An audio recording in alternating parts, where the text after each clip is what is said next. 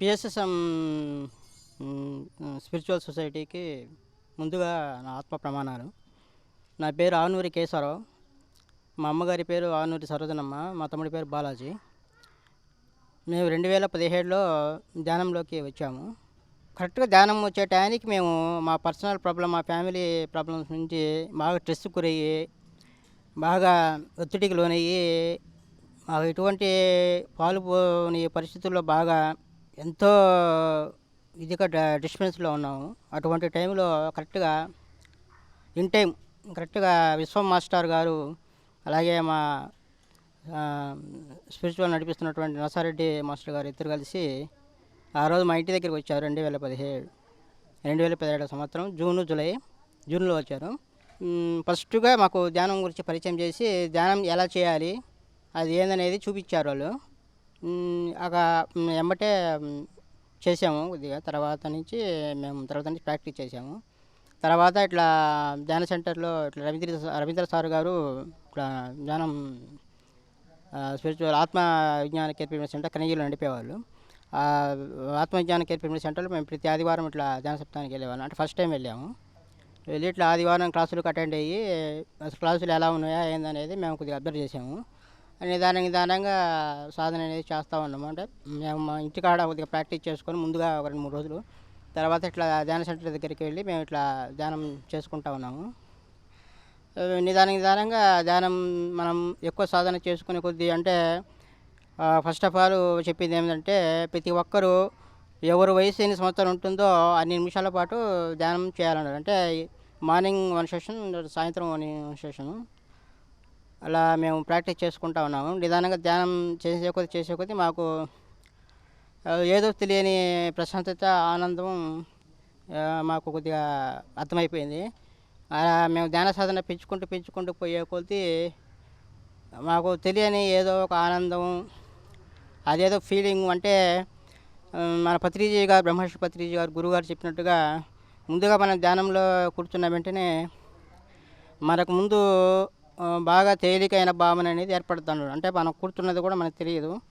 అలా లోన్ అవుతాము, ఆ స్థితికి వస్తుంది. తర్వాత వచ్చేసి ఒళ్ళంతా బరువెక్కి మా ఎనర్జీ పాస్ అయిన తర్వాత ఒళ్ళంతా బాగా బరువుగా ఇదిగా ఉంటుందని చెప్పన్నారు. తర్వాత ఇంకా సాధన పెంచే కొద్దీ కలర్స్ కనపడతాయి అన్నారు. అలాగనే మేము ఫస్ట్లోనే మేము ధ్యాన సాధన బాగా పెంచుకొని చేసే కొద్దీ ఈ 2 అనుభవాలు అయితే ఎదురయ్యాయి. అంటే బాగా తేలికయ్యి, శరీరం గాలిలో తేలుతున్నట్టుగా, అంటే ఫస్ట్ మనం కూర్చున్నది కూడా తెలియనట్టుగా, తర్వాత బాగా బరువెక్కి అలా బాగా ఎనర్జీ అంతా పాస్ అయిపోయి మొత్తం అంతా. అంటే ఫస్ట్లో మనం ధ్యానంలోకి వచ్చిన ఫస్ట్ టైం మనకి ఎలా ఉంటుందంటే, అంటే మనం అంతకుముందు దాకా మనం అనేక కర్మలు చేసి ఉంటాం. అంటే అంతకుముందు దాకా మనం వేరే వాతావరణంలో ఉన్నాం. అప్పటిదాకా వేరే ఫీల్డ్లో ఉన్నాం. అంటే మాంసాహారంకి అలవాటు పడి అంతకుముందు మనం చాలా హింసలో, అంటే మన కోళ్ళను చంపడం, అది జంతువులను మాంసాహారం తీసుకోవడం వలన మనకు తెలియకుండా అనేక కర్మలు ఎన్నో జన్మల నుంచి మూట కట్టుకున్నాం. ఇప్పుడు అట్లాంటి కర్మలు చేసినప్పుడు మరి ఆ కర్మలు వగదగాలంటే మన ధ్యానంలో కూర్చున్న వెంటనే ఫస్ట్లో మనకి ఎదురయ్యేది ఏంటంటే, మామూలుగా మనకి పెయిన్స్ విపరీతంగా వస్తాయి. అంటే బాగా నొప్పులు ఎక్కువ వస్తాయి. ఎక్కువ వచ్చినప్పుడు వాటిని తట్టుకొని ఉండాలి. మామూలుగా అయితే కొద్దిగా గట్టిగానే ఉన్నాము, కానీ అది ఎక్కువ కొద్ది ఏంటంటే ఉండలేని స్థితి కూడా అవుతాము. అలాంటప్పుడు ఏంటంటే మనం కాలు మోచుకోవడము, అది ఇది, లేకపోతే ఆపుకోవడము అటు చేసుకుంటే సరిపోయేది. ఫస్ట్ ఆఫ్ ఆల్ ఏంటంటే, ప్రతి ఒక్కరికి కర్మలు ఉండడం వల్ల ఏంటంటే పెయిన్స్ అనేవి బాగా విపరీతంగా వస్తాయి. అంటే చాలామంది ధ్యానంలోకి వెనక్కి తగ్గడానికి గల కారణం ఏంటంటే, వాళ్ళు ముందుగా ఈ పెయిన్స్, బాధలు, ఈ శాకాహారం తినడం అంటే మాంసాహారం తినకూడదు, శాకాహారం తినాలి, ఇటువంటి ఉండడం వల్ల ఏమైందంటే వాళ్ళు ఆటోమేటిక్గా ధ్యానం నుంచి, అంటే ధ్యానంలోకి వచ్చిన కొత్త వాళ్ళు కూడా ఎవరైనా ఉంటే ముందుగా భయపడి వెనక్కి వెళ్ళిపోవడం జరుగుతుంది. ఒకవేళ ఏంటంటే మనం దీనిలో ధ్యానంలో రావాలి, ఆ మనిషికి దీనికి అర్హత ఉన్న వాళ్ళైతే మాత్రమే దీని లోకాలు వచ్చినా కూడా దాన్ని నిలబడగల అర్హత వాళ్ళకు ఉంటుంది. అలా మేము ఇదివరకు మామూలుగా ఇంతకుముందు, అంటే ధ్యానం రాకముందు మేము ఆదివారం ఎప్పుడు వస్తుందా, ఎప్పుడు మాంసం తినాలన్నా, ఎప్పుడెప్పుడు అనేది అలాంటి వాతావరణంలో ఉన్నాం. ఎప్పుడైతే ధ్యానంలోకి వచ్చిన తర్వాత ఆ మాంసాహారం కానీ ఆల్రెడీ చెప్పారు, విశ్వమాస్టర్ వీళ్ళు చెప్పారు, కాదు ముందే మనకోవాల్సిన అవసరం లేదు, మనం ధ్యానం సాధన పెరిగే కొద్దీ మనకే అనిపిస్తుంది అవి తినకూడదు, చేయకూడదు అనే ఆలోచన మనకే కలుగుతుంది. ఎవరికే వాళ్ళు తెలుసుకోవాలి. దీన్ని బలవంతం ఏమీ లేదని చెప్పి కూడా వాళ్ళు ముందే హెచ్చరించారు. మేము దాన్ని అలానే ఫాలో అయ్యాము. అది నిజంగానే చెప్పినట్టుగానే అది చేసుకునే సంవత్సరాలు పెరిగే కొద్దీ, అంటే సంవత్సరం అట్లా పెరిగే కొద్దీ మనకి నిజంగా అంటే వచ్చిన నెలకి 2 నెలలకల్లా మనకు అర్థమైపోయేది. అంటే శాకాహారం కానీ మాంసాహారం కానీ తగ్గించడం వాటి జోలికి పోకుండా జరుగుతుంది. ప్రస్తుతం అయితే మేము శాకాహార మాంసాహారం అనేది తినట్లేదు. అంటే గుడ్డు కూడా దాని వాసన కూడా భరించలేని స్థితికి మేము వచ్చాము. ఈవెన్ నువ్వు ఒకవేళ తినాలి ట్రై చేసినా కూడా అది నేను పడనియేదో, ఒంటికి మాత్రం నేను రానిదు. అంటే నువ్వు సాధకుడు పోయి ఆల్రెడీ ధ్యానం పండిపోయిన నీ శరీరం అంతా కానీ నిండి ఉంటే మాత్రం నువ్వు దానికి కోడిగుడ్డు వాసన కూడా నువ్వు భరించలేవు, అది నీ దగ్గర కూడా రాదు. అలాంటి స్థితికి మేము వచ్చాము. అలాగనే అలా ధ్యాన సాధన చేసుకుంటూ మేము ప్రతి ఆదివారం అసలు ఎక్కడెక్కడోళ్ళు బయట వాళ్ళు ఎవరో పరిచయం లేదు. మన బంధువులు వాళ్ళు అంటే ఈ ధ్యానంలోకి వచ్చిన తర్వాత మన బంధువులు చుట్టాలు వీళ్ళు కంటే మనం ఎక్కడెక్కడో వచ్చిన ధ్యానంలో బంధువులు ఎదురవుతారు. అది ఎలా ఉంటుందంటే మన కలిసిపోయి ప్రతి ఆదివారం సెంటర్లో ఆదివారం పూట మన క్లాసులు పెట్టడం కానీ, క్లాసుల్లో కలిసిపోవడం కానీ, పలకరించడం కానీ, ఆదివారం పూట తలా ఒకరు కలిసి వంటకం చేసి మాదిరిగా దానిసత్తా అయిపోయిన తర్వాత తలా ఒక పని చేసుకుంటా ఇలా వంటకం చేసుకుని అంతా కలిసిపోయి అలా ఉండడం కూడా నిజంగా మనం ఇప్పుడున్న టైంలో అయితే మాత్రం నైతిక విలువ కోల్పోయి బంధువులే తగాదాలు పెట్టుకుని అన్నదమ్ములకే మధ్య గొడవలు ఆస్తి కోసం లేదా ఈ సంబంధ బాంధవ్యాలన్నీ కనుమరైపోతున్న టైంలో ఈ ధ్యానం వల్ల ఏమైందంటే ప్రతి ఒక్కరికి మానవతా విలువలు, నైతిక విలువలు అనేవి పెరుగుతాయి ఖచ్చితంగా. ధ్యానం అనేది ఆల్రెడీ అందరికీ తెలుసు. మనగా ఎవరు పట్టినా కూడా ఏదైనా మానసిక ఒత్తిడి కానీ, మనం ఏదైనా ఆందోళన ఉన్నప్పుడు కానీ, ఏదైనా పరిస్థితుల్లో మన ముందుగా డాక్టర్స్ కానీ ప్రతి ఒక్కరు కానీ మనకు ముందుగా చెప్పే సజెషన్స్ ఏంటంటే యోగా చేయండి, ధ్యానం చేయండి అని చెప్పి అంటారు. ముందుగా యోగా, మెడిటేషన్ ఫర్ ది ధ్యానం ఇవి చేయమంటారు ముందుగా. అలాగనే మనం అంటే ఈ ధ్యానం గురించి ఫస్ట్గా మనకు గౌతమ బుద్ధుడు చెప్పాడు. కానీ దాన్ని మన బ్రహ్మర్షి పత్రిజీ గారు బట్టబయలు చేసి ఆయన తెలుసుకున్న జ్ఞానాన్ని 30 సంవత్సరాలుగా మనందరికీ పంచి ధ్యానంలోకి తీసుకువచ్చి ఇంతమంది కోసం ఆయన ఇంత కృషి చేసి 30 సంవత్సరాలుగా మన కోసం పాటుపడుతున్నారు.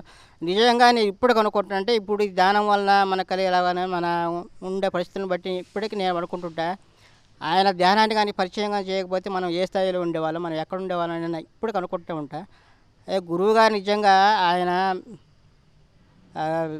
నిజంగా మన వాళ్ళు అన్నట్టే ఆయన దైవస్వరూపులు మామూలు. ఆయన మన కోసమే జన్మెత్తారు, మనల్ని ఉద్ధరించడానికి వచ్చారు ఆయన మామూలుగా. నేను మాత్రం అంటే ఈ తెలుసుకున్న తర్వాత, నిజం తెలుసుకున్న తర్వాత ఆయన కృతజ్ఞతలు చెప్పుకుంటూనే ఉంటాను మామూలుగా. సొన్నమాల మన గురువుగారు ధర్మపత్ని సొన్నమాల మేడం గారికి నిజంగా వాళ్ళిద్దరు మన దృష్టిలో ఆది దంపతులు, శివపార్వతులు. ఈ ధ్యానం పరిచయం కాకపోతే మనం ఏ స్థాయిలో ఉండేవాళ్ళు ఇప్పుడు కనుక్కుంటున్నాం. అలాగనే 2018 ఫస్ట్ టైం మేము ధ్యాన మహాచక్రానికి హైదరాబాద్ వెళ్ళాము మా ఫ్యామిలీ.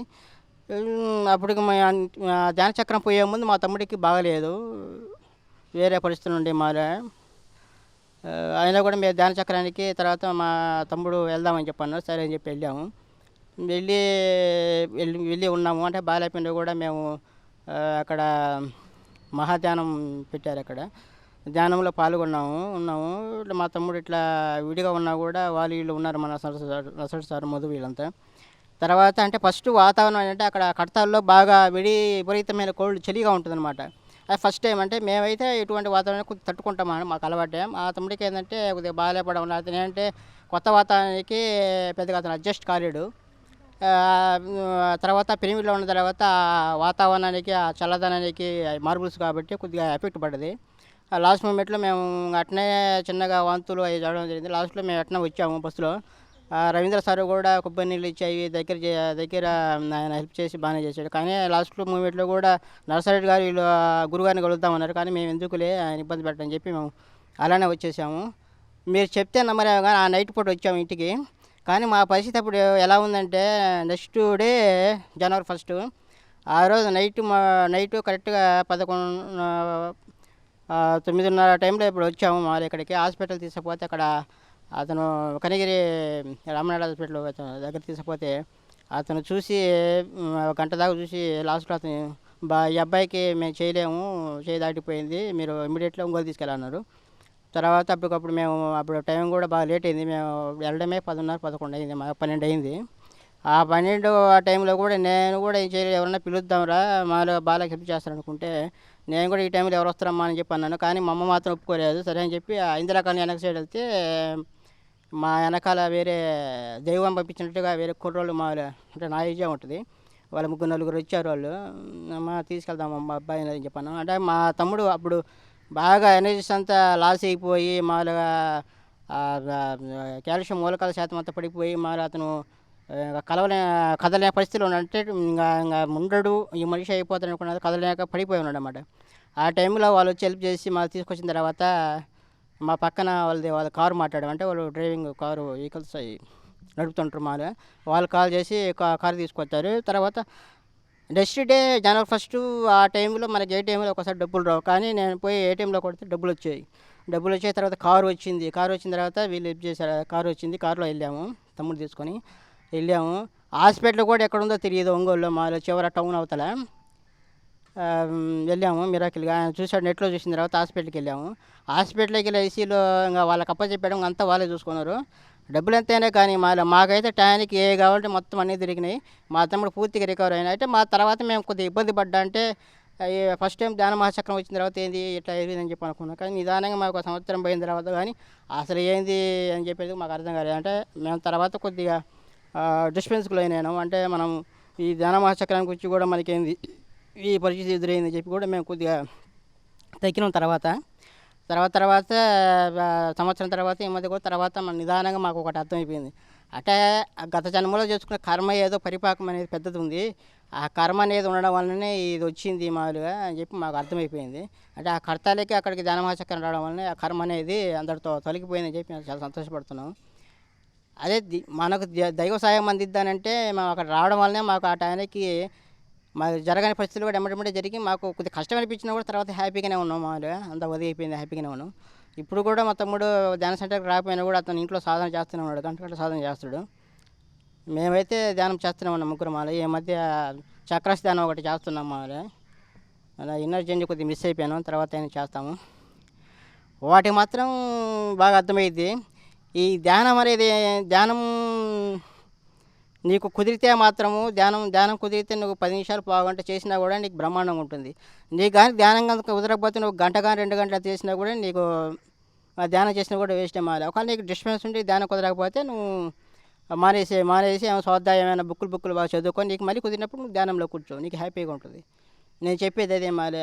నేను ఎంత చదువుకునైనా నేను ఎంత ఒకవేళ గంటలు చేయగలిగినా కూడా నాకు ధ్యానం కుదరినప్పుడు ఏంటంటే మరి ఒక టైంలో కుదరదు, కానీ ఒక టైంలో కూర్చున్నాం బట్టి పావుగంట 20 నిమిషాల్లో కుదురుతుంది. అయితే ధ్యాన స్థితిలో కుదిరిన తర్వాత నువ్వు 2-3 గంటలు చేసినా కూడా నీకు గట్టికి 10 నిమిషాలు చేసినట్టు ఉంటుంది.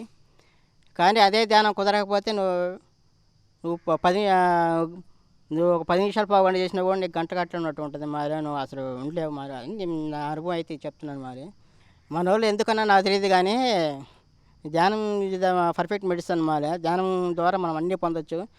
నువ్వు కానీ గట్టిగా కానీ ధ్యానాన్ని కానీ నమ్మగలిగితే మాత్రం నువ్వు ప్యూర్గా ఉండి నువ్వు చేయాల్సింది కానీ కరెక్ట్గా చేస్తే నీకు ఆ ధ్యానం నీకు నువ్వు ఏదైతే అనుకుంటావో అది మాత్రం ఖచ్చితంగా జరిగి తిరుగుతుంది. ఇది నా విషయంలో కూడా జరిగింది, అందరి విషయంలో కూడా జరిగిద్ది. అంటే ఎవరికే వాళ్ళకి తెలిసి ప్యూర్గా ఉన్న వాళ్ళకి అయితే మాత్రం చెప్తున్నాను, మనం ఏదనుకుంటే జరిగిద్ది కరెక్ట్గా. అయితే మనము ధ్యానంలో ఉండి మనం పర్ఫెక్ట్గా ధ్యానం చేసి దానే నమ్మి అదే చేస్తున్న మనం అదే దాని మీద ఒకే దాని మీద దృష్టి కానీ పెట్టగలిగితే మాత్రం మనం ఇవన్నీ పొందగలము. Always my family is very happy in the time. చాలా హ్యాపీగా ఉన్న, సంతోషంగా. మా అమ్మ అయితే అంతకుముందు మా అమ్మకి మోకాలు నొప్పులు ఉండేవి, కానీ ఈ ధ్యానంలోకి వచ్చిన తర్వాత మా అమ్మకి మోకాలు నొప్పులు అనేవి తగ్గాయి. కానీ ఇప్పుడు మా అమ్మ అసలు ధ్యానం లేదా ఉండలేదు. మరి అంటే ధ్యానానికి అంతగా అంకితం అయిపోయింది. మా ధ్యాన సెంటర్లో కొంతమంది లేడీస్ మాదిరిగా వాళ్ళైతే ధ్యానాన్ని అంకితం అయిపోయి అందరూ కలిసి అక్క చెల్లెల మాదిరిగా వంటకాలు చేయడం కానీ అవి కానీ వాళ్ళకైతే బాగా పేరైతే బాగా పట్టదు, వాళ్ళందరూ బాగా కలిసిపోతారు. హ్యాపీగా ఉన్న మా అమ్మ అంతకుముందు ఎలా ఉందో ఏమో నాకు తెలియదు, కానీ ఫ్యామిలీతో ఈ ధ్యానంలోకి వచ్చిన తర్వాత కానీ మా అమ్మ కానీ మేము కానీ చాలా హ్యాపీగా ఉన్నాం. ఈ ధ్యానాన్ని పరిచయం చేసినటువంటి బ్రహ్మర్షి పితామహ పత్రిజీ గారికి మాత్రం కృతజ్ఞతలు తెలియజేస్తున్నాము. అలాగనే పిఎస్ఎస్ఎం మూమెంట్కి, పిఎస్ఎం టీవీకి కూడా నా హృదయపూర్వక ధన్యవాదాలు తెలియజేస్తున్నాను.